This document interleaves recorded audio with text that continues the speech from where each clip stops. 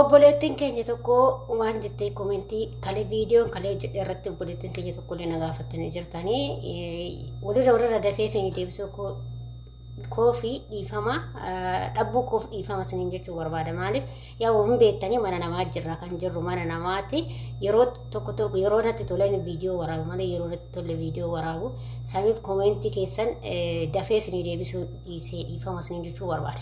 Egaa obboleettiin keenya waan ishiin jettee walumaan dubbisnee yaada ishee irratti kennaaf jechuudha.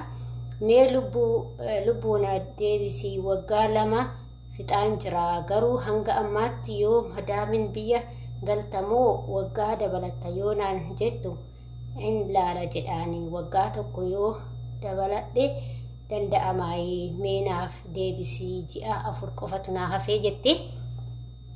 Obboleettii koo hin dandeessa hin danda'ama dabalachuu hin danda'ama garuu akkamitti danda'ama seetee dursa erga waggaa 2 fakkeenyaaf amma waggaa 2 fixuuf ji'a 4 qofa si hafee miti erga waggaa 2 ji'a 4 si hafee ammuma ishiitti jechuudha. Maaliif dirqama erga waggaa 2 dhumeen booda damoosa keessii dabaluuni jechuudha. Si galee erga waggaa 2 immoo waa'ee damoosaa kanarratti hin dubbanneeyyuu dirqama kaas jechuun hin dabalama hin beektan sin hunduyyuu hin beektu dheetan dubbachuu dhiisee damoosni immoo dirqama hin dabalama. Sinii galtee yoo kumaan hojjettan ta'e 200 sinii godhamaa jechuudha. Si galtee 200 sii godhu jechuudha. Akka birrii Saawudiitti akka Dubaayittti illee akkasumatti dabalamaa jechuudha.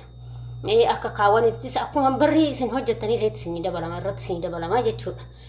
Parasantii wayii irratti sinii dabalama. Kanaaf amma obboleettii koo waan isin jedhu keessaa erga madaamin teessi gaafattee qarshii naa dabalii nan dabaladha waggaa tokko nan dabaladha qarshii naa dabalii jedhiin qarshii agashii si dabaltu laalteeti yoo isheen yoo kan Saawudii jiraatu ta'e bakkuma feete jiraadha qarshii ishee si dabaltee qarshii isisu ta'e waggaa tokko irratti dabalachuu dandeessaa 2 irratti dabalachuu dandeessaa 3 irratti dabalachuu dandeessaa rakkoon qabu. Waggaa 2 immoo damoosni illee hin dabalamaa jechuudha. Dhugaa dubbachuuf yaada nuti yannoo jenne malee waggaa 2 hin dabalama damoosni jechuudha. Innaa kanaaf obboleettii kooyi walumaa galatti sii dabalamaa hin danda'ama garuu immoo damoosa naa dabali jedhi osoo amma ati galuudhaaf jiini arfan kun yoo si hafee ammas gaafatte gaafachuu illee baattu ofii keetii amma ishuma gaafadhu nan taa'a nan dabaladha waggaa tokko waati waggaa 2 ta'e waggaa 2 nan taa'a yookiin yoo 2 fedhii qabaatte 2 illee irratti dabalachuu hin dandeessa yoo 3 illee 4 illee dabalachuu hin dandeessa garuu damoosa amma dursii dubbadhu akka sii dabaltu jechuudha. Damoosa si haa dabaltu. Damoosa gaafa si dabaltee atillee ofii keetii fataa jettee hojjetatta jechuudha. Si galee maaliif baqa hundi keenya erga hojjechuun keenya hin oolle damoosni dirqama keenya dabaluuni jechuudha.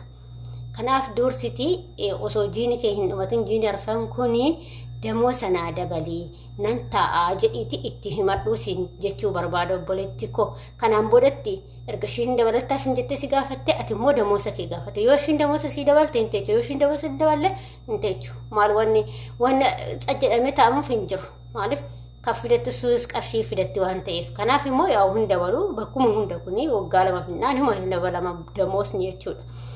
Yaa warra duraanitti malee warra ammaa hin dabalamaa jechuudha hin beekama waan ta'eef kanaaf obboleettii koo sii dabaltii akka sii dabaltu gaafadhati hin dabalama waan ta'eef dursa osoo amma waggaa kee 2 fixin dursitee erga ishee si gaafattee ofuma keetii amma maama damoosa naa dabaltaa nan taa'a waggaa gana nan taa'a ati tokkos taa'e tokkos 2 taa'e haga teechusa itti madhu sii dabalte si galee. Akkasii isin jedha hordoftoota kiyyaa kana beekuu qabdan immoo ijoolleen dursitanii erga isinii fakkeenyaaf erga isinii dabalachuu barbaadanii waggaa 2 fixanii dabalachuu barbaadan dursitanii damoosa keechan gaafadha. Damoosa keechan akkasii dabalamu gaafachuu qabdan.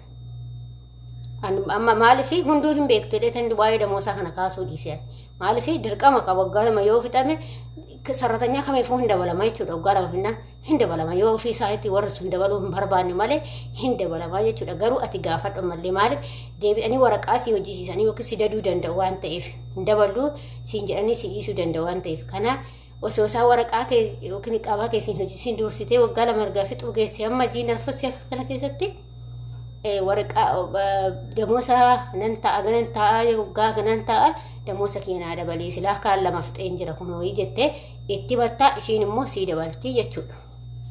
sinii dabaltuun teecha sinii dabaluu baattu hin qayyarattan mana qayyarachuu dandeessa. Fakkeenya biiroo irraa dhuftanitti bilbilattanii yoo ishiin sinii dabaluu baatte qayyarachuu hin dandeessu jechuudha. Dirqama immoo ishiin gaafa kan biraatti fudhattu immoo birrii baasti waan ta'eef kanaaf sii dabalti jechuudha. Keessaa manni fa'a gaarii ta'an amma ijoolleen waggaa tokkoon dhufanii kan dabalaniif baay'eetu jira. Ijoollee baay'eedha waggaa tokkoon dhufaniitu kan dabalaniif jechuudha. Kanaaf hin danda'ama lubbuutii hin danda'ama. Galteetillee deebi'uu hin dandeessi. Yoo ishee si eeyyamtes galtee deebi'uullee hin dandeessa jechuudha. Iddoo kanatti waan qabdu dirqama hin qabdu beektee galteetillee ishumatti deebi'uu hin dandeessa. Tikkeettiin amurii gadee tan deebi'ee maatii koo argeen gadee deebi'ee jettee hin illee deebi'uu bakkuma haati deebi'uu hin dandeessa. Damoosa keessa walii galtaniiti immoo beekaa. Osoo damoosa keessa waliin galiin hin galtan damoosa keessan walii galtanii kaatanii galta. Gaafa galtee immoo as deebisu jechuudha. As deebitee damoosan gaafattu. Osoo galiin hin dura waggaa lama fixee yoo galuuf barbaadde biyya gahee deebi'oo jette ji'a tokkos ji'a lama soo ishii eeyyamte ati immoo duursitee osoo hin galiin damoosa naa dabaltaayii nan deebi'aa galeen deebi'aa damoosa kiyya hagam naa dabaltaa jettee gisuma san gaafatta. Ishiin bakka yookiin 200 siifan dabalaa 200 siifan godha wooshin kan siin jettu ta'e bakka bareedadha.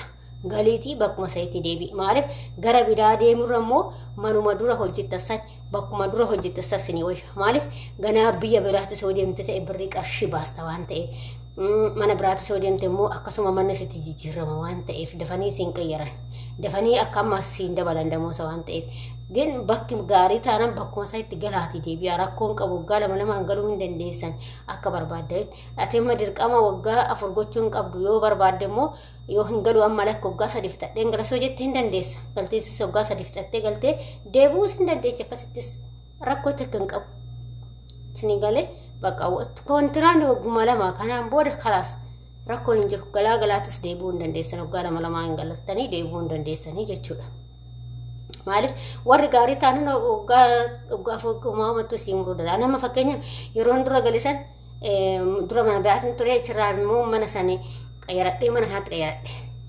Warri sun demoo sanaa dabaluu dinnaan jechuudha. Asitti qayyaradhee naan immoo bakka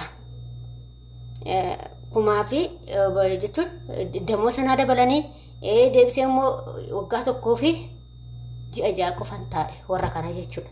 Waggaa tokko ji'a ja'a taa'etaniin galee jechuudha. Biyya koo galee deebi'e jechuudha. Sinii galee warratu warra gaarii malee silaa haga waggaa 2 gannan lakkisa warri kun jechuudha. Maaliif aaddisii na fudhatan kan yeroo sarreeffan waggaa fi isaan bira jara kana bira waggaa tokkoo fi ji'a jaha guute. Maaliif warratu warra gaariidha. Odoo waggaadhaan nu galanii warri kun siin namaa eeyyamu waan ofii kiyyaa fi sababa daa'ima kanaatiif hin galle malee galee deebi'uu nan danda'a. Garuu faayidaan qaban galanii deebi'uun achumatti qarshii kee of jalaa balleessita. Yoo qarshii kee immoo biyyumatti waan nama sii hojjetu yookiin wal kaawwatu ta'e hin galineeti taa'etuma hojjedhu. Faayidaan qabu. Ijoollee meeqatu waggaa 2 galee birrii harcaasee deebi'e. 100 200 fixanii. Dhugaa rabbi.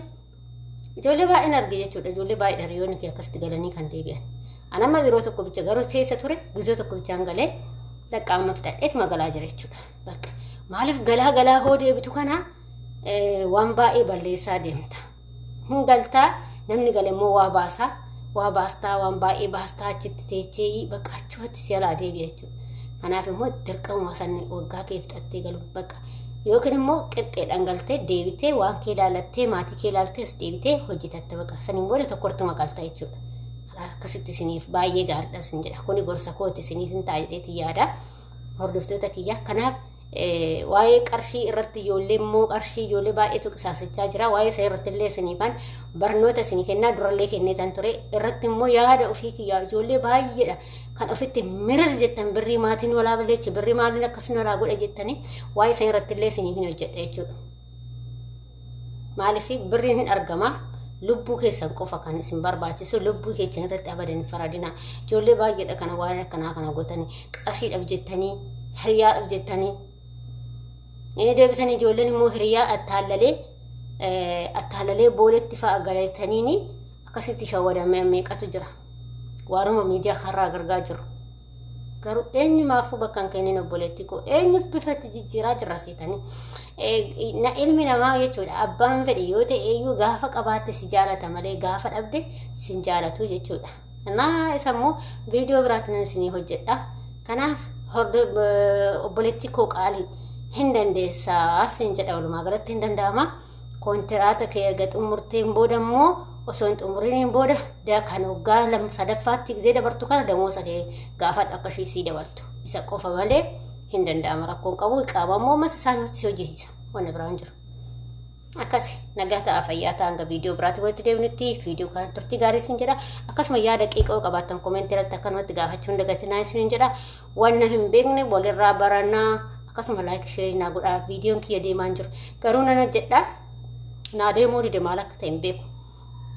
Dhugaa waaqaan naa deemuu dide viidiyoo maaliif akka inni ta'e hin beeku naa deemuu dide jechuudha namni illee laayikii naan godhu.